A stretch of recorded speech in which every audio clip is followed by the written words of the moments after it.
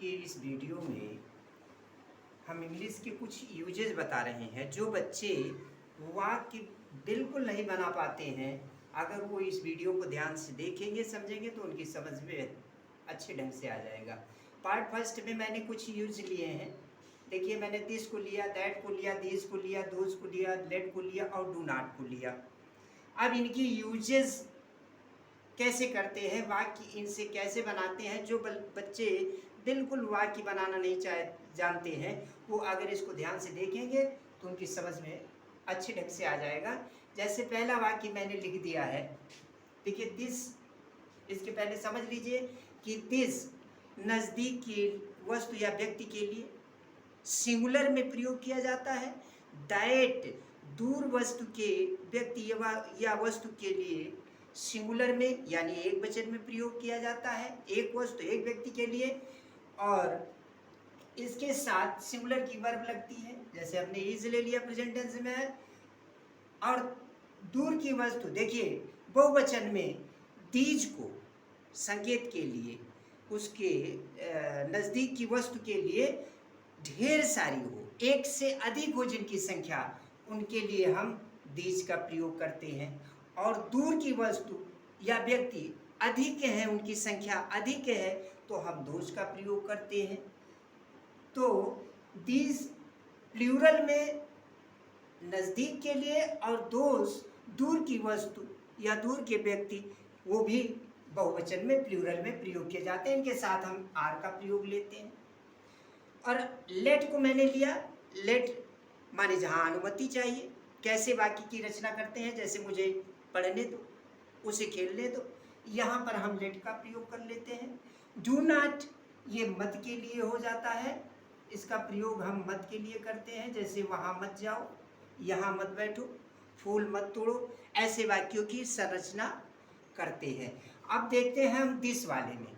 जैसे दिस लिखा है कि यह एक कुर्सी है, मान लीजिए इसने लिख दिया है, यहाँ पर हिंदी में लिखा गया कि यह एक कुर्सी है, तो यह की अंग्रेजी ही दिस हो जाएगी, है की अंग्रेजी इज हो जाएगी, एक ए हो जाएगा, और कुर्सी की अंग्रेजी चेयर हो जाएगी। ये नज़दीक के लिए, दिस इज ए चेयर, या नज़दीक में ही यह एक कुर्सी है।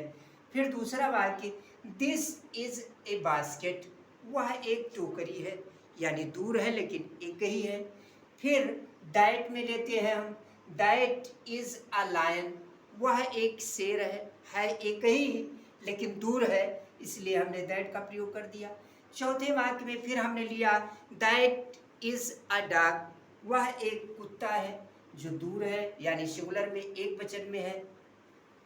और फिर मैंने लिया दीज को, जैसे कुर्सियां तो हैं लेकिन ढेर सारी हैं, तो वहाँ पर हम बोलेंगे दीज आर चेयर्स, ये कुर्सियां हैं, नज़दीक हैं लेकिन ढेर सारी हैं, इसलिए दीज आर चेयर्स। इनके साथ में हमें आर की यानी बहुवचन की सहायक क्रिया प्रयोग करनी चाहिए, प्रेजेंट टेंस में है तो।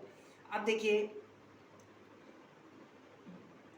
फिर दूसरा वाक्य इसका दीज का, दीज आर, जैसे इसको लिखा दिस इज ए बास्केट, तो मैंने यहाँ दूर नज़दीक की वस्तु अधिक है यानी अधिक टोकरियाँ हैं, तो दीज आर बास्केट्स, इसका प्रयोग कर लिया है।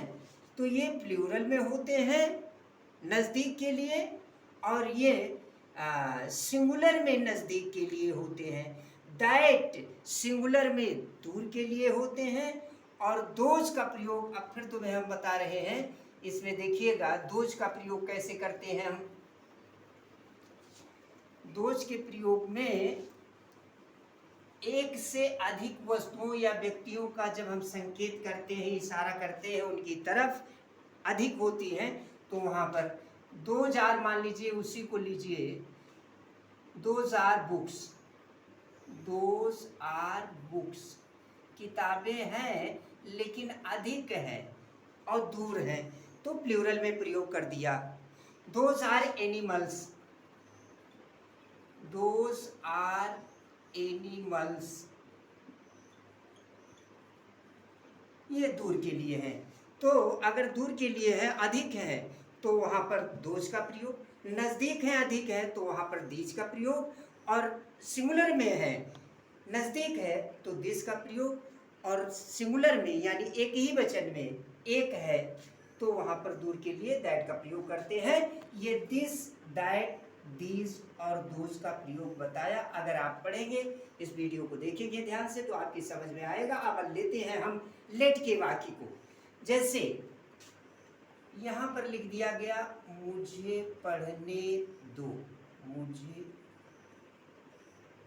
पढ़ने दो। यहाँ देखिए अनुमति की बात आई है ना। तो यहाँ पर यहाँ हो जाएगा, अगर हम इसको देखें तो यहाँ इसको हम लेट कर देते हैं, इसको मी कर देते हैं, इसको रीड कर दिया हमने। अब ये वाक्य कैसे बनाएंगे देखिएगा, पहले 1 नंबर पे ये, 2 नंबर पे ये, 3 नंबर पे ये हो जाएगा। इसको लिखेंगे let me read, let me read. इस वाक्य की रचना हमने बना दिया, मुझे पढ़ने दो, पहले इसकी इंग्लिश लेट, फिर इसकी लेट मी रीड। उसे खेलने दो, उसे खेलने दो, उसे खेलने दो। अब इसमें दो क्या हमने बता दिया, लेट से शुरू करेंगे, उसे की इंग्लिश हिम हो जाएगी और खेलने की इंग्लिश प्ले हो गई, लेट हिम प्ले। ये वाक्य की रचना ऐसे होती है। जिनको बिल्कुल वाक्य बनाना नहीं आता है वो देखेंगे इस यूज को, हमारे इस वीडियो को देखेंगे तो वाक्य यहाँ से बनाना वो सीख जाएंगे। अब डू नॉट को हम लेते हैं। डू नॉट, इसका मतलब मत। जिन वाक्यों में मत शब्द आ जाए, जैसे वाक्य बनाया गया, वहां मत जाओ, वहां मत जाओ, ठीक। इसमें मत शब्द आया तो सबसे पहले हम इसकी इंग्लिश सीखेंगे। इसकी इंग्लिश होती है डू नॉट, ठीक। इसकी इंग्लिश डू नॉट हो गई है। अब जाने की इंग्लिश यहाँ हो गई गो, डू नॉट गो। और वहां की इंग्लिश हो गई देयर। अब अगर इसको हम बनाते हैं, देखिए 1 नंबर पर इसको लिखेंगे, 2 नंबर पे इसको लिखेंगे और 3 नंबर को यहाँ पर, यानी पहले इसको उठाते हैं। मत वाले वाक्य में हम सबसे पहले डू नॉट का प्रयोग करेंगे, डू नॉट। फिर 2 नंबर पे डू नॉट गो, फिर वहाँ की इंग्लिश हो गई 3 नंबर पे there, do not go there. फिर और वाक्य देखते हैं हम डू नॉट का।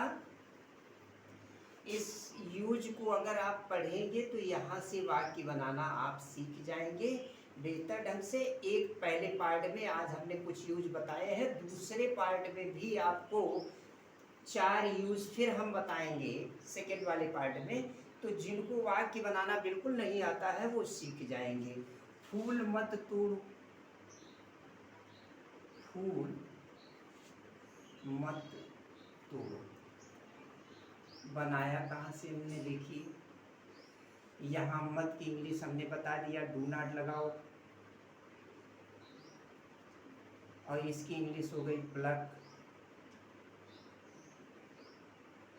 PLUC की प्लक हो गया है। और फ्लावर। अब हम कहाँ से स्टार्ट करेंगे, 1 नंबर पे इसकी इंग्लिश, 2 नंबर पे इसकी इंग्लिश, 3 नंबर पे इसकी इंग्लिश। कैसे लिखेंगे, डू नॉट प्लक, 2 नंबर वाला इंग्लिश लेंगे 2 नंबर की, do not plug the flower. यहाँ पर देखिए हमने 6 प्रयोग बताया आपको, 6 यूज आपको बताया हमने, ठीक है। तो छोटे छोटे वाक्यों को मैंने बनाया है।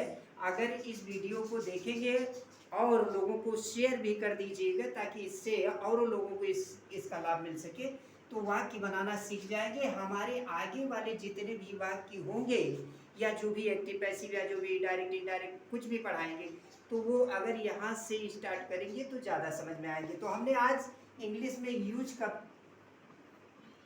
प्रयोग किया है, कुछ यूजेस बताए हैं पहले पार्ट में। आप इनको सीखिए, इनको पढ़िए और ज़्यादा से ज़्यादा लोगों को शेयर करिए जिससे लाभ उनको मिल सके। Thank you.